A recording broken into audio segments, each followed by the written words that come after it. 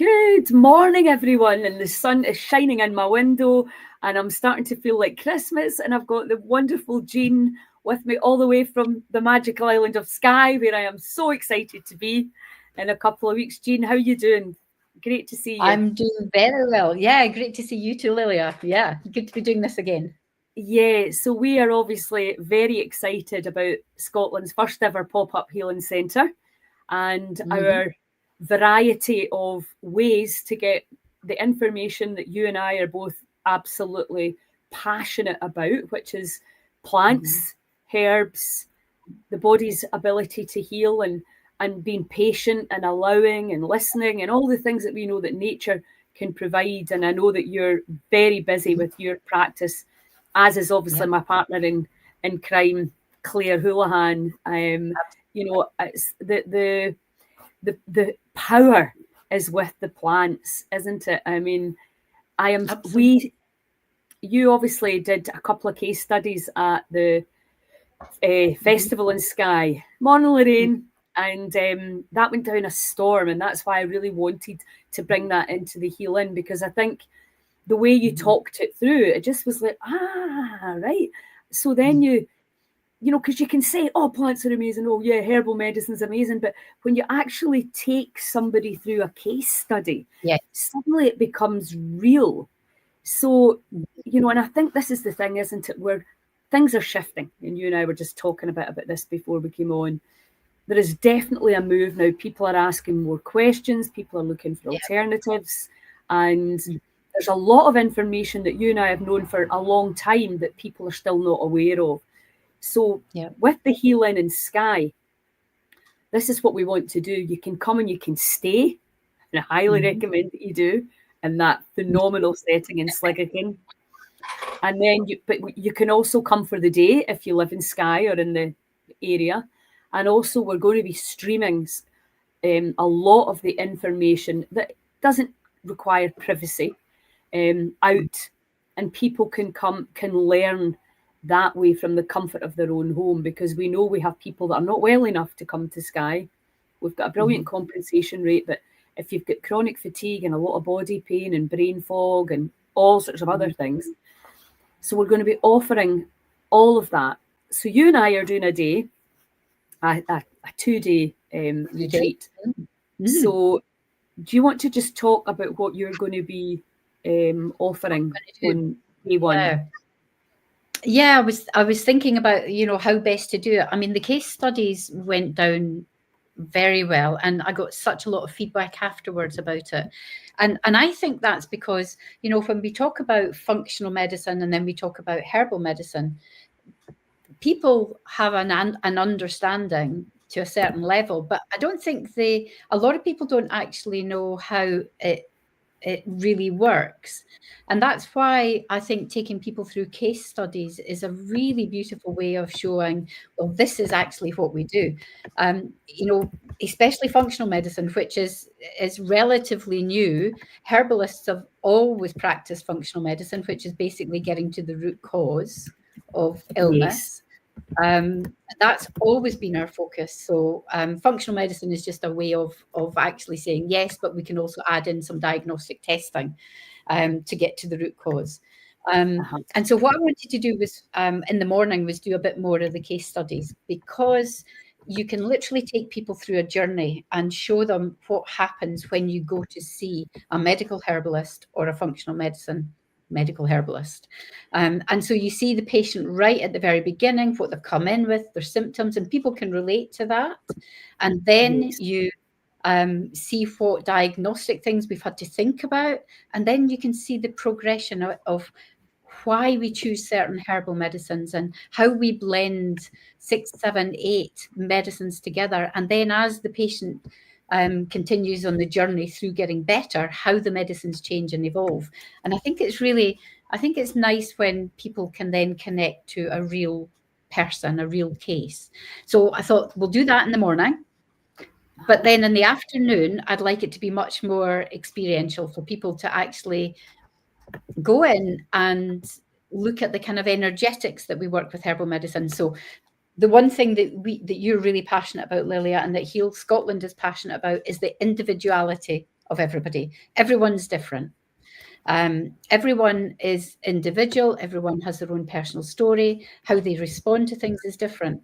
And that's the beauty of herbal medicine, because we want to find out what that individuality is, and then we blend it with the individual constitution of the plants. And what I want to do is really an afternoon of people learning about how we assess constitution. And I'm going to get everybody to fill in a kind of questionnaire so that they can find out where they fall into that kind of constitutional analysis. And then I want to experience and meet the plants. And everyone will have a slightly different experience because they're all different. And the plant will speak to them in a different way. And so we're going to choose maybe 3 different herbal medicines. We're going to actually make them as a team. We're going to smell them. We're going to imagine them as a person. We're going to imagine them as a color. We're going to taste them. Where do we feel it in our body? And I want them to really connect with the plants, and just learn about that's how I learned herbal medicine. I was lucky. I went to the Scottish School of Herbal Medicine, and every single plant that we learned, 260 odd of them, we met them in that way before we knew what they were. Beautiful way of teaching. And so I'd like to share that with some people that are coming along. I think it'd be good. Yeah, I know that. I think that's fantastic. And I think if that kind of makes, I know that the first time I did that with Claire, there was 2 men there. One was a GP from France that just happened to be within on the farm. And one was a lovely guy who had just left the army. He was quite high up in the army. So we had 2 men kind of meeting the plants, as you say. And Claire and I sort of looked at each other and we were like, this will be interesting. And, you know, what comes out of these sessions blows your mind. But I think, you know, I was trying to explain this to my daughter. If you really truly understand everything is energy, frequency and information, we are, plants are. And when we come out the conscious mind and we tune in to the information, we all can do it. It's just that we've never been trained like that, have we? And it's interesting, as children, I think children still have that. One of our teachers always said, for the first 7 years of a child's life, they've still got a foot in that world and a foot in this world, and that they can intuitively feel and do things. And then we gradually get trained out of it as we go through school, basically. And especially women. And actually, that's not true. Men too. Men are always told not to you know, to have an intuitive feeling is devalued in society. But actually, you know, I still base my prescriptions on that first meeting of the plant that I had at the Scottish School of Herbal Medicine 24 years ago.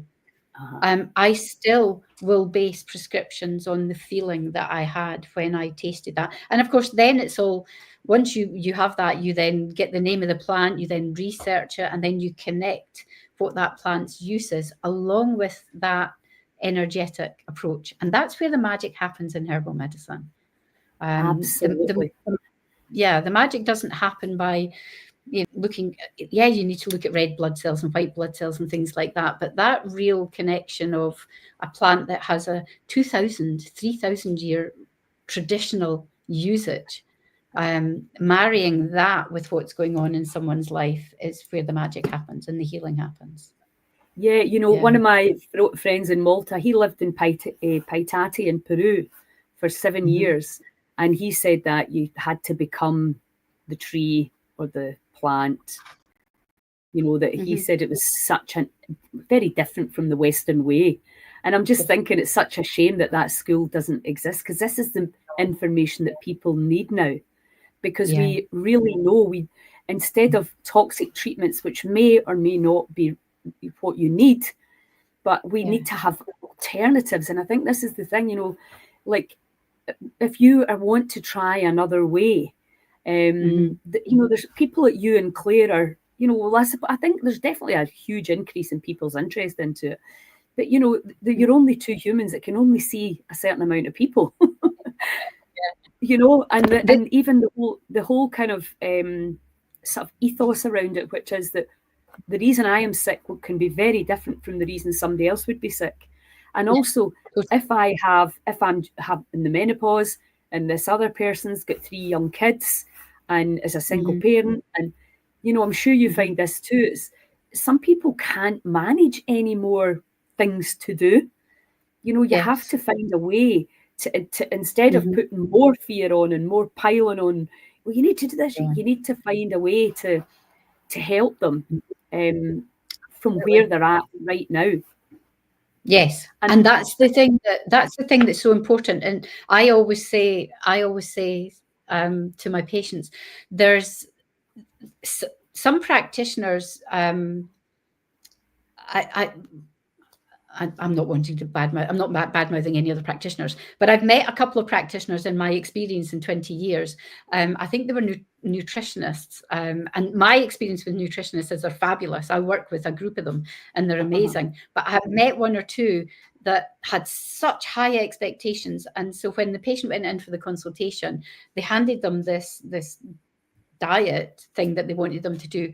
And the patient was also my patient, and she came back to me and she said, I just don't think I can do it. She wants me to buy 90% organic.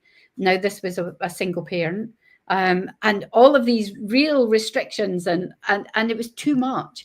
And my thing is in practice is always, you have to meet the person where they are, and then absolutely, gradually take them on a journey. You cannot yeah. ask somebody to go from here to here in one step. You need to No, just gradually meet people. Yeah. yeah, a friend of mine, she she was amazing. She healed herself from ovarian cancer, but she's a doctor, and she would say, "Well, you need to leave your partner, you need to move your house, you need to change your diet." And I was like, you know, it was just there's too many. Now, all of these things were probably true, but the Yeah. thing is, But it's we need to take one step at a time, don't we? And this is step at a obviously time. why we're so, from the Heal Scotland perspective. I remember having this conversation with my cousin who had breast cancer, and she went the conventional route, and she said to me, "I know everything you're telling me is true." She said, I don't doubt any of that. She said, but I just have, and the word that she used was, I just have an apathy for being able to do that. And I thought, that's a completely honest and fine thing to say, Yeah. and you have a choice. We all have. But I think what we're Yeah. seeing now is people that are like, well, I would rather not maybe they'll have surgery, but they don't want chemo. Maybe they Yeah. don't want radiation, or, so they're starting to, Make change at their choices. own. Yeah, and instead of taking the package, which is really how it works, that's the name of the cancer, and that's the package you get. People are, and that can really upset a lot of doctors because they don't. Yeah. As you know, Lilia, I've been working with patients living with cancer for the whole of my career. I was kind of thrown in at the deep end as a very new graduate. I had literally just qualified, was about to go on holiday, and the gentleman I worked with at the time, his friend, a lady in her, I still got a photograph of her. I've got a photograph of her wheeling her granddaughter around in her backyard in a wheelbarrow, and she's got no hair from the chemotherapy. But this lady, she was diagnosed with terminal cancer. She was given weeks to live, and she had a daughter who was in her 40s who was really severely disabled, and she desperately wanted just to find enough time to find a home for her daughter to go into when she died. And mainstream medicine had refused treatment because her cancer was too widespread. And so I went to do a consultation with her, and I said, well, I didn't even have my dispensary. I had to actually go back to the school and say, can I buy some herbs from you to treat this lady? Couldn't do a consultation because she could barely breathe. She had lung cancer and it was spread. She couldn't breathe. And so we kind of did about 20 minutes of trying to find out some basics. And then I thought, I've got nothing to lose. I gave her Schedule 20s, which are restricted herbs, started working on her lungs. And then I went on holiday, and I expected to come back to hearing about her death. And I came back and did a full consultation with her. Wow. I'd used a specific Schedule 20 that helps open up the airways. And this lady, she could speak, she could breathe. And so I started working with her.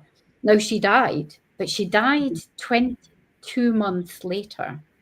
And right up to what happened was she ended up having chemotherapy because she'd survived. They said, let's give you chemo. They then eventually did, and she was still chopping her own wood and feeding her ducks and all the rest of it, right up to about a month before she died. Then they gave her radiotherapy, and the radiotherapy paralyzed her trachea and esophagus, and she basically couldn't eat, couldn't swallow, and she died because of the treatment. Now, she still had cancer. She wasn't cured, but she got 22 months in order to find a place for her daughter. Yes. I had a cord at her funeral on her coffin. And, it transformed my practice because we were always told, watch what you do. You really shouldn't treat cancer patients. And since that, I have always worked with cancer, always. And I will never refuse. Yes, well, I mean, I think it is about just for today and talking to somebody that, because I remember when Joanna, my friend's daughter, a friend of mine as well, when she was dying, she got diagnosed at 16 and she died at 27. And I'll remember probably just a few months before she died, she said, my goal always was to be a TV presenter. And she said, now I would just love to be able to go out in the garden and sit with that tree. And I think that's what happens is, and if somebody I lost a friend just a few months ago, and he was at home in the sitting room in a hospital bed, we would have had him another day in it, because what a laugh we had with him. So that day, people caring, and our system is so strapped with fear and the language. And I just don't think that is helpful ever. I'm not sure how you can, you don't want to start saying, well, you shouldn't be doing that unless you've got a better idea, but certainly discussing things that you can do. And because we know, don't we, putting people into fight or flight, survive state, immediately just sets I know. So and it's very hard. It's hard to go against the system. I really feel for people. It's really hard to go against. I'm working with a lady at the moment who has refused chemotherapy. She's had surgery and agreed to radiotherapy. But from the outset, we discussed it. And from the outset, she was determined she didn't want to have chemo. Now, I say to my patients, I'll support you, whatever decisions you make. And I'll work with you with chemotherapy, and I will work to support you if you choose not to have it. It's a bit of a conveyor belt. I've had patients who have gone for a mammogram, and at that mammogram, been then sent for ultrasound, biopsy immediately, told of cancer, and they went for a normal mammogram and came out with the first date of the chemo. Now, where have you had a chance to even process that and make a decision? And yes, I'm grateful for the fact that we've got these systems that are in place, and a lot of people are very, very grateful for them. But we need to have lots of discussion around this. And well, this is the thing. Can we not talk? And I know that I've got friends who have said, a bit older, maybe even older than me, and saying, no, I'm not having treatment. And I think, you get to a certain age, you think, oh, no, I've seen what happens to people. I'm not going to do that. And I think that's absolutely, you're right. And I think definitely when you're younger, you can get pressurised and treated differently. My friend who lost her daughter last year, she was 23 and she said, you can't heal me. I'm not dying making Big Pharma richer. I will die on my terms. I don't think anybody had really ever spoken like that to them before. And afterwards they said, and she was treated differently because she didn't want to take the treatment. And, that's very common. Really sad. Yeah, it is. And one of my other friends, the consultant said to her, what is it with people from your postcode think they can heal themselves? Well, that's good. I once had a nurse come in that I was working with. She was a nurse. So she was in the NHS. She wasn't a cancer nurse, but she was a nurse in the Royal Edinburgh, and she had breast cancer. And by the time she came to me, she had been through 3 different types of chemo, and she still had cancer. They were still treating her for cancer. And I'll never forget the day that she came into my practice, and she just looked ashen, and she sat in the chair, and I said, "What's wrong?" And she said, "I've just been for my chemo appointment. They've told me that the chemo's stopped working, and that it's now immune to chemotherapy, and that the cancer is resistant, and that there's no more treatment they can offer me." And I said, "Well, that's what happens."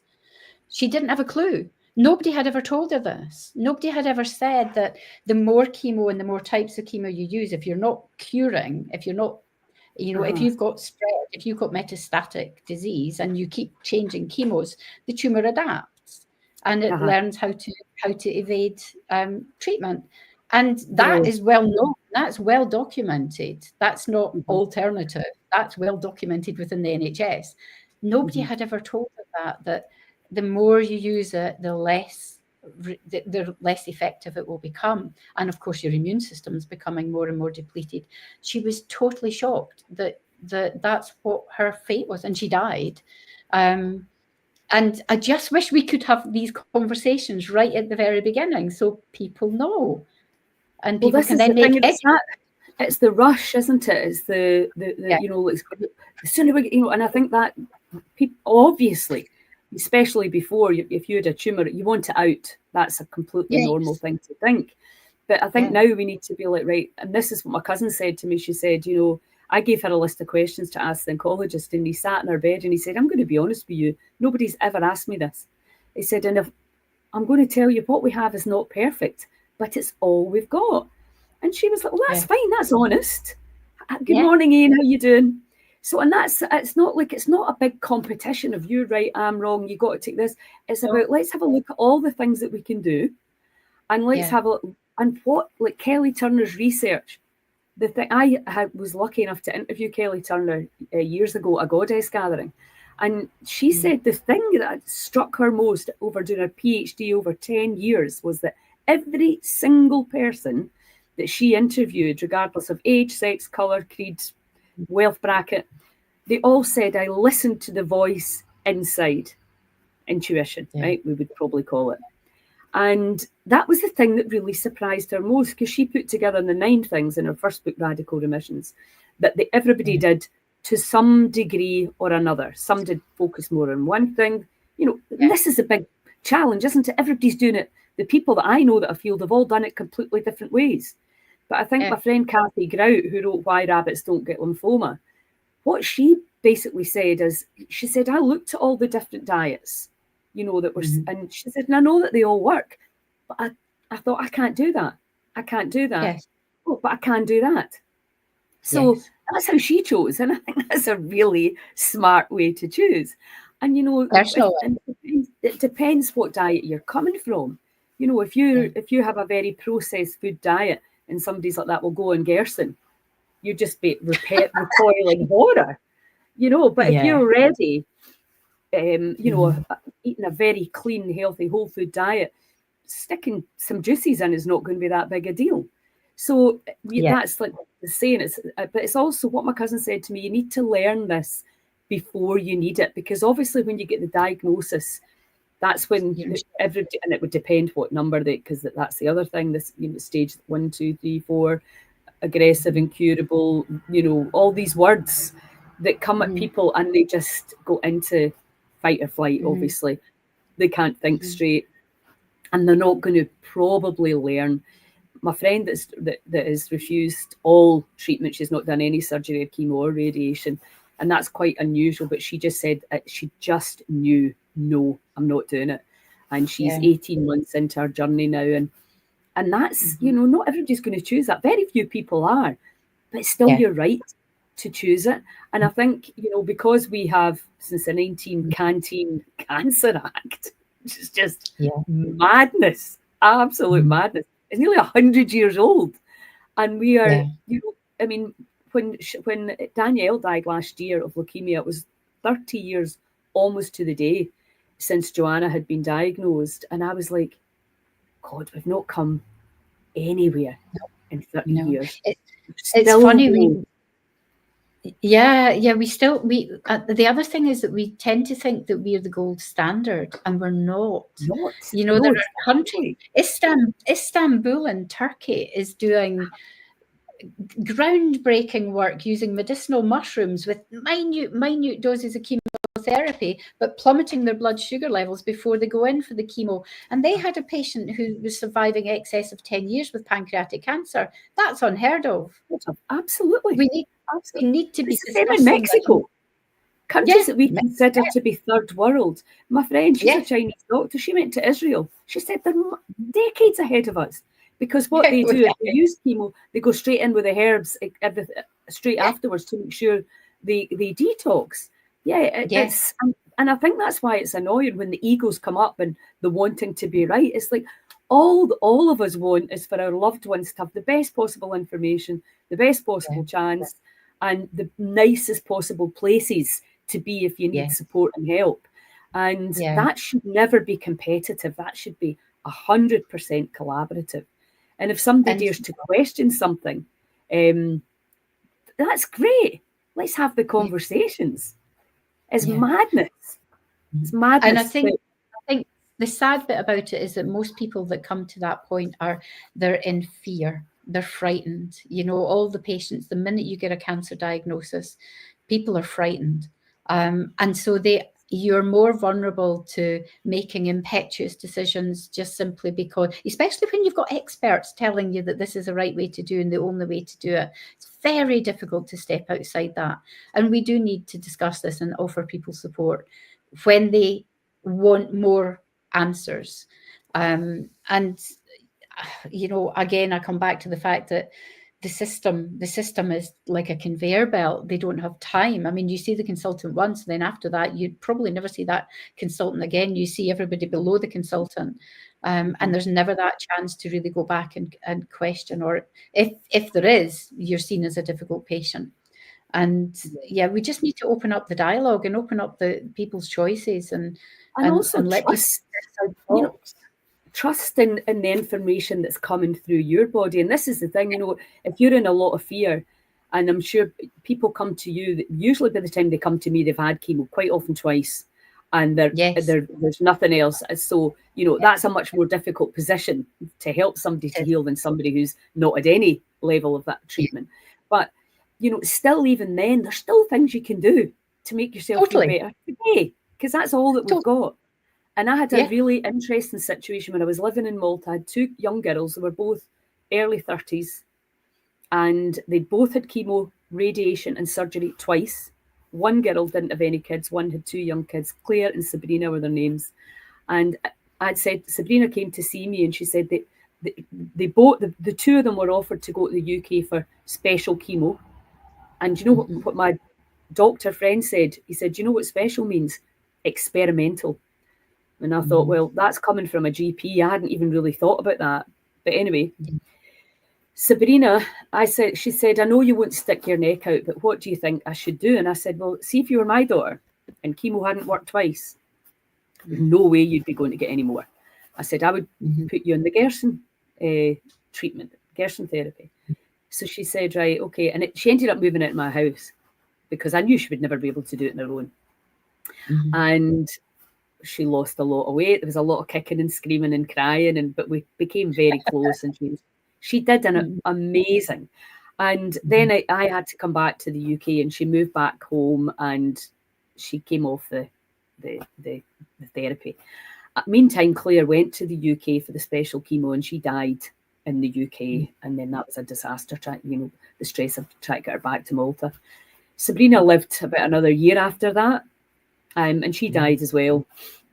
And I thought, God, isn't that interesting? They both came in at the same time, both with these options. One chose one and one chose, and there's no right or wrong. You've got to do what you feel is right. And Sabrina's cousin in Australia wrote to me and said, I cannot thank you enough for what you did. It's the happiest I've ever seen her. She was jumping for joy. And so, even although death is the kind of place we're all going, and, certainly a lot of the young mums that I deal with, you feel it's too soon. It's still about the quality today. Quality today, and I think we have to be more candid about that. And if it's not worked once, is there a chance it will work the second time? And also that I've always thought this about Danielle. If you've got 30 to 40 people saying you're an idiot, you've got to take treatment, you're going to die if you don't take treatment. But if you had 30 to 40 people saying, well, come on, give it a bash. Let's try this. Have you thought of this? Let's look at some protocols. How's that going to feel energetically?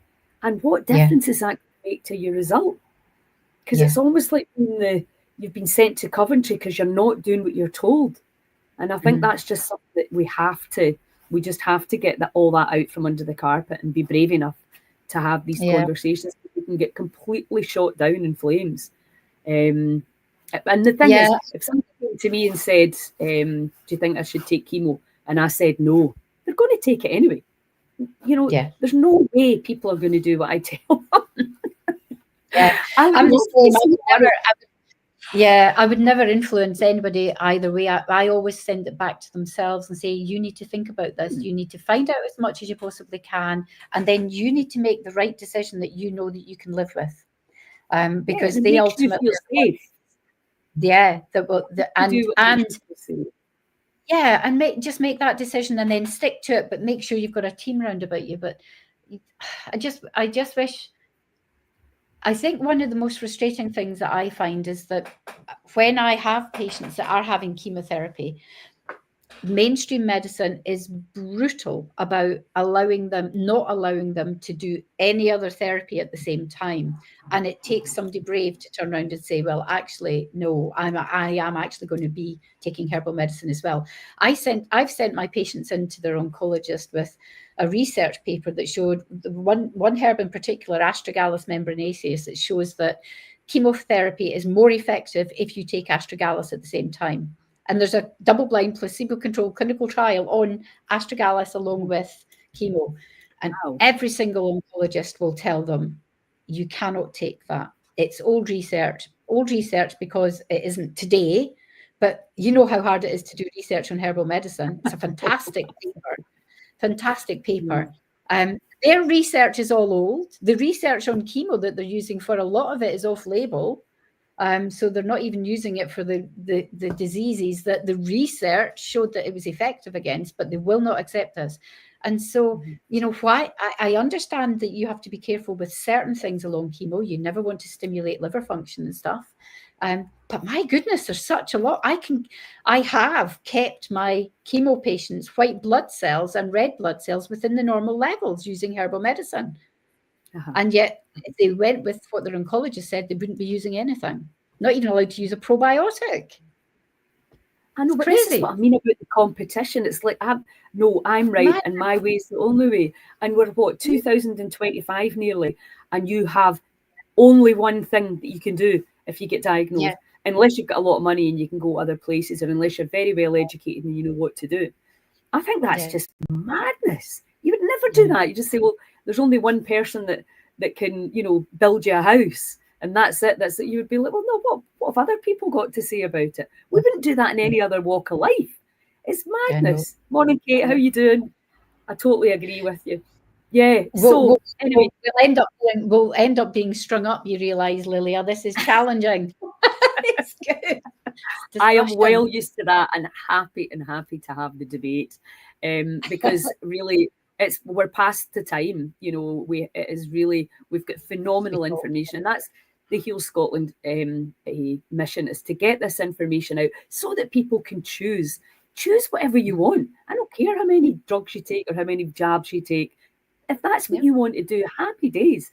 But we're now looking at people that are not happy doing that, and also with all the chronic autoimmune stuff that we're seeing that is crippling our nation, is crippling the global, you know, all the Western cultures, that there is no drug or surgery that can fix that. And we're going to have to look into the gut and into the plants and into things that genuinely do no harm.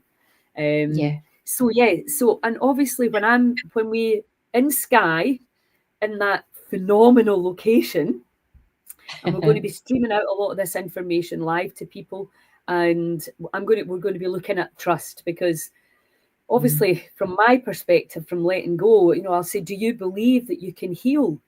And some people, yeah, I do. But do you really? Is that what's in your really? subconscious?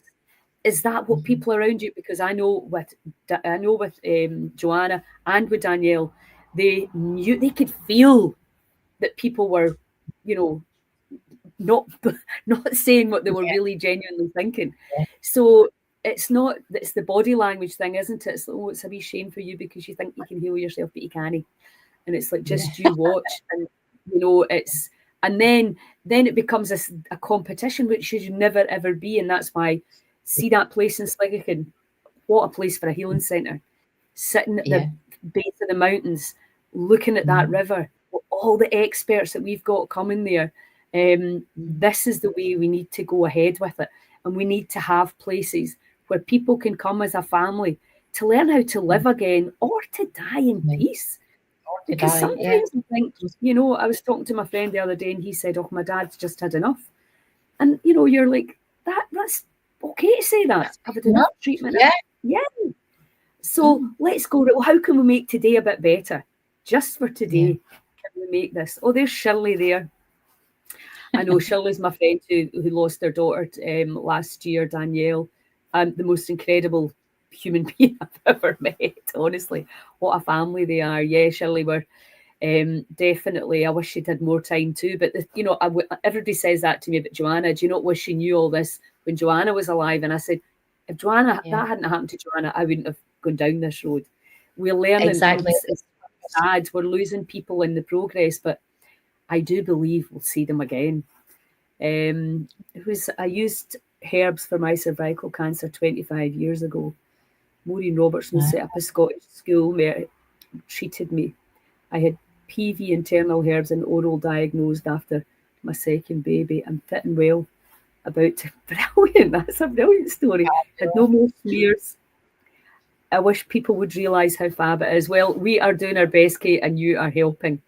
We want to get this information out to the people that are ready and willing, and you know, so much of what you and Claire, you know, you give away so much information because we always come to this thing about cost. And you know, I always say to people, if you came to me and said my daughter's ill or my mum's ill, and I'm not going to tell you how to help, what you can do unless you pay me. There's just something innately, you know, we have to share this information. And of course, we all have to pay our bills as well. So let's not kid on that money doesn't have to be exchanged in energy. But I really refuse to believe that if you're in a low financial bracket, that you don't have the capacity to heal. There's loads of great products, but there's also very affordable herbs. And if we didn't plough all that crazy money into the corrupt government and corrupt pharma, think what we could create in our communities. I mean, look behind you at all that phenomenal medicine, you know, that is just going to enhance your health and your vitality and your happiness. And also, I think, you know, if somebody comes to me, obviously, you know, I'm a nutritionist as well, but I'm also, my big passion's letting go. It's all the emotional stuff for me. You need to learn how to manage your emotional system. But if somebody said to me, I'm really anxious, I cannot not think about what's going on in your gut.